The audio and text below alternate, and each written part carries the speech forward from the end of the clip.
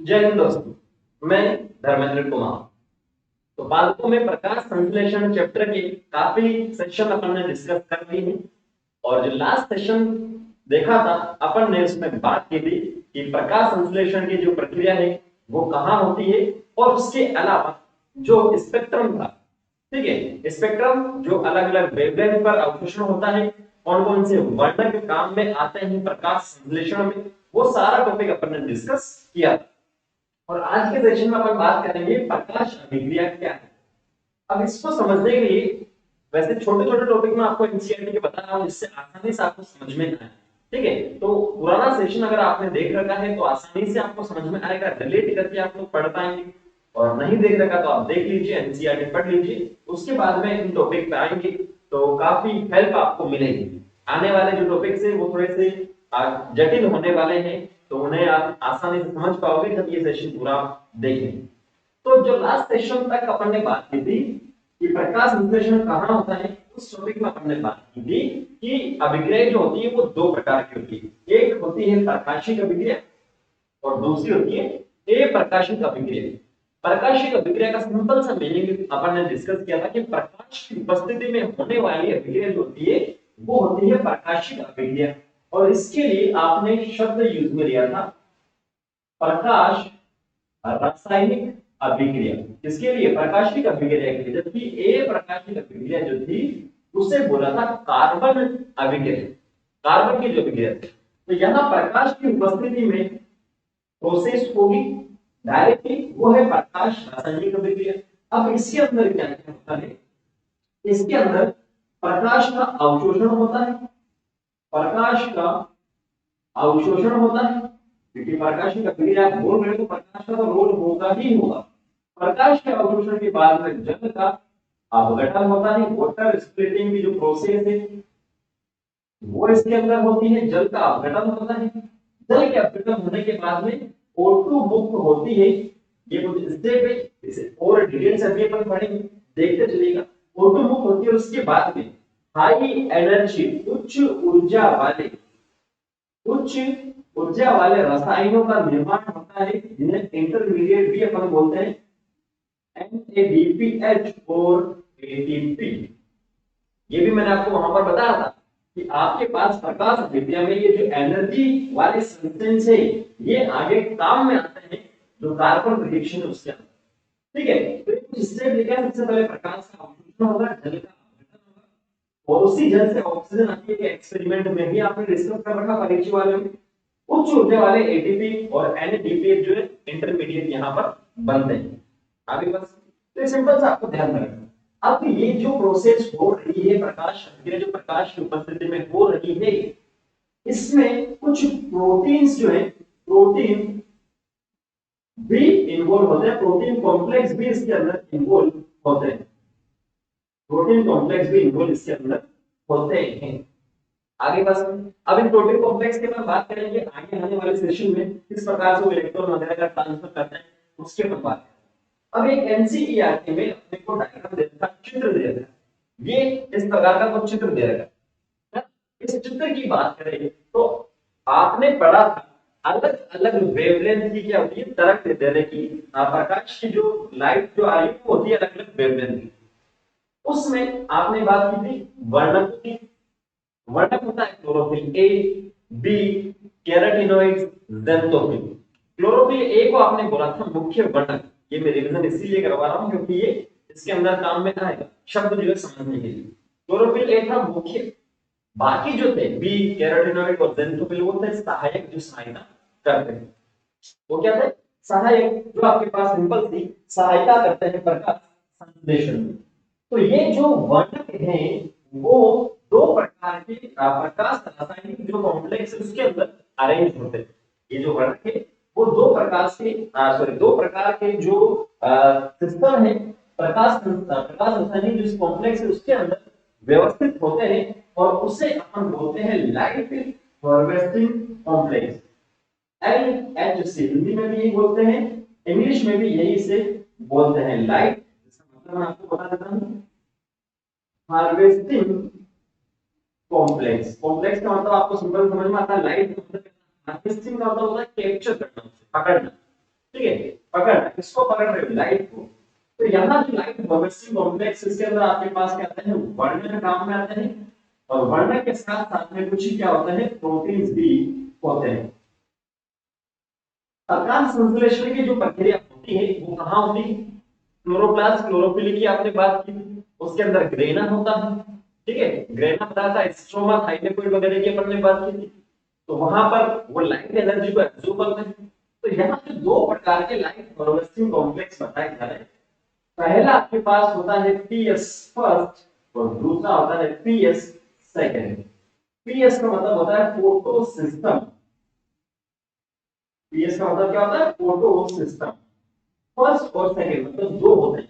अब यहाँ ये बात आपको ध्यान में रखनी है कि ये जो फर्स्ट और सेकंड लिखा है, इनकी जो खोज हुई थी, इनकी जो डिस्कवरी हुई थी, उसके आधार पर ये पीएस फर्स्ट और सेकंड लिखा है, ना कि ये काम करते हैं उसके आधार पर। अगर पूछा जाए कौन सा काम पहले करता है प्रकाश अभिक्रिया में, तो पीएस सेकंड पहले करता है। इसका रीजन भी अभी मैं आपको बताऊंगा, एनसीईआरटी का डायग्राम में क्लियर होगा। ठीक है, तो ये जो पीएस फर्स्ट और पीएस सेकंड है, ये दो प्रकार के सिस्टम है। नामकरण जो किया गया है इनकी खोज के आधार पर किया गया, ना कि ये जो काम करते हैं उसके आधार पर किया गया है। अब ये जो एलएचसी है ये एक्चुअल में है क्या, ये तो आपने बता दिया, लाइट हार्वेस्टिंग कॉम्प्लेक्स है, वर्णक के इसके अंदर प्रोटीन है। किस चित्र को आप देखें, वर्णक के अणु आपको बताया जाए। अब इस वर्णक के अणु में जैसे ये मान लो क्लोरोफिल, ये बी है, ये कैरोटीनॉइड्स है, ये ज़ैंथोफिल है, ये बहुत सारे हैं, ठीक है। और ये एक अभिक्रिया के अंदर मैंने अलग से लिखा है, किसको समझना, ये फोटोन है। फोटोन का मतलब ये लाइट यहाँ पर आ रही है, लाइट यहाँ पर आ रही है, लाइट यहाँ पर आ रही है। ये जो पीएस सेकंड है, ये तरंग दैर्ध्य जो है लगभग 680 नैनोमीटर की जो मैक्सिमम तरंग दैर्ध्य आती है उससे अवशोषित करता है और काम करता है। और ये जो पीएस फर्स्ट है, ये इसकी जो वेवलेंथ जो तरंग दैर्ध्य का जो पीक है, जो मैक्सिमम है, वो 700 नैनोमीटर। अब समझिए इस डायग्राम को, आसानी से आपको समझना है कि ये जो फोटोन है, आपने बोला कि ये जो क्लोरोफिल बी था, कैरोटीनॉइड्स था, ज़ैंथोफिल था, ये क्या है भाई साहब, ये है सहायक, सहायता। और साथ साथ में क्लोरोफिल ए को भी ये फोटो ऑक्सीडेशन से बचाते हैं, ये आपने डिस्कस करना है। तो ये जो फोटोन है, मतलब ये जो लाइट है, वो आएगी इस प्रकार से। तो एनसीईआरटी में आपको कि एक से दूसरे को ये जोड़ा, जोड़ने का मतलब क्या है वो आप समझेंगे कि ये जो सिस्टम यहाँ पर है, वर्णक जो है जिसमें बी भी है, कैरोटीनॉइड भी है, ज़ैंथोफिल भी है, ठीक है, वो आपके पास क्या करेंगे, जो लाइट है जो फोटोन से अवशोषित करेंगे और उच्च जो ऊर्जा वाले हैं, उच्च वेवलेंथ वाले जो वर्णक है वहां तक उसे ट्रांसफर करेंगे। फॉर एग्जांपल आपको समझेंगे कि ये यहाँ पर जो आ रहा है, मान लो कि ये आपके पास 550 नैनोमीटर की लाइट को अवशोषित कर रहा है।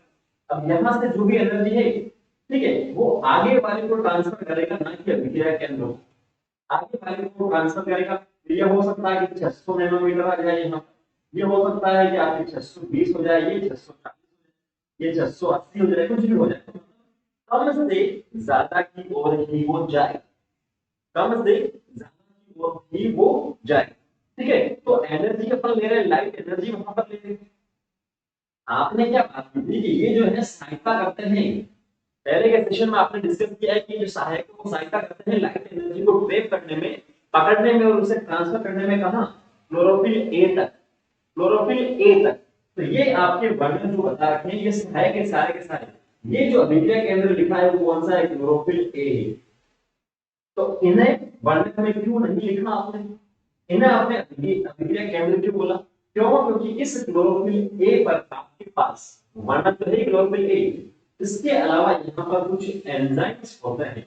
क्या होता है, इसके पास कुछ एंजाइम होते हैं जो रिएक्शन करने के लिए काफी हेल्पफुल होते हैं, मददगार, ठीक है ना।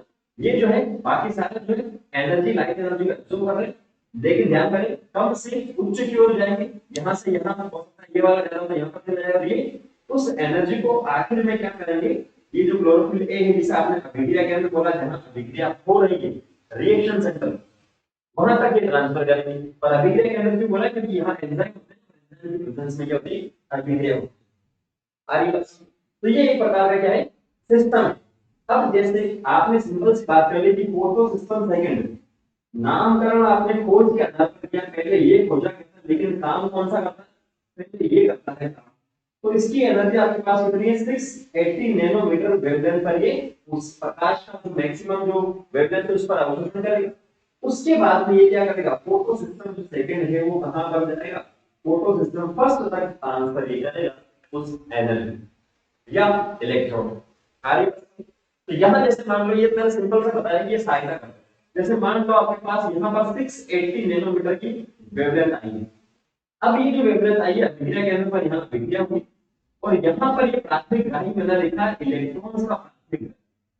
किस फॉर्म में हो रहा है, इलेक्ट्रॉन की फॉर्म में। ठीक है, तो इलेक्ट्रॉन आगे की ओर जा रहा है, तो यहाँ इलेक्ट्रॉन को एक्सेप्ट करने वाला रिसेप्टर होता है, और ग्रहण करने के बाद में यहाँ से वो वापस नीचे की ओर जाएगा, और नीचे की ओर जाने के बाद में यहाँ तक फिर वापस लाइट आएगी 700 नैनोमीटर की, वो अवशोषित करेगा, और एटीपी और एनएडीपीएच का जो फॉर्मेशन होता है इंटरमीडिएट के रूप में वो यहाँ पर होगा। इसकी प्रेजेंस में, लाइट की प्रेजेंस में यहाँ पर अपने को देखने को मिलेगा। ठीक है, इसमें कोई भी आपको दिक्कत नहीं होनी चाहिए। तो ये जो फोटो सिस्टम आपको यहाँ पर बताया गया, इस फोटो सिस्टम की जो अपन बात करते हैं, इसमें आपके पास क्लोरोफिल ए आ रहा है, क्लोरोफिल बी आ रहा है, कैरोटीनॉइड आ रहा है, ज़ेनथोफिल आ रहा है, और इससे इन सब को मिला करके आप बोल सकते हो एंटेने। क्या बोल सकते हो, एंटेने इसे अपन बोल सकते हैं। एलएचसी आपने इसे बोला लाइट हार्वेस्टिंग कॉम्प्लेक्स, मतलब लाइट को जो पकड़ रहा है, हार्वेस्ट जो कर रहा है वो हो चुका है लाइट हार्वेस्टिंग कॉम्प्लेक्स। आगे बात में, ठीक है ना। तो ये जो है लाइट हार्वेस्टिंग जो कॉम्प्लेक्स है, इसमें बहुत सारे पिगमेंट होते हैं, 100 नंबर में होता है, सैकड़ों के नंबर में होता है, लेकिन साथ साथ में आपके पास प्रोटीन भी होते हैं।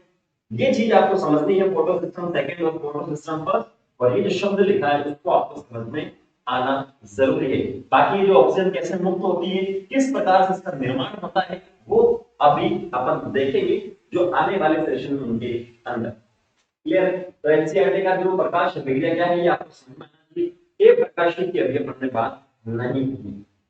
क्लियर। एलएचसी का भी आपको ध्यान रखना है, एलएचसी में प्रोटीन और जो वर्णक है वो आते हैं। वर्णक भी कौन से, ये वाला क्लोरोफिल ए को आप छोड़ देंगे, हमारा क्लोरोफिल ए की जो अपन बात कर रहे हैं वो सिंपल सा यहाँ पर इसकी डेफिनेशन में आ जाएगा।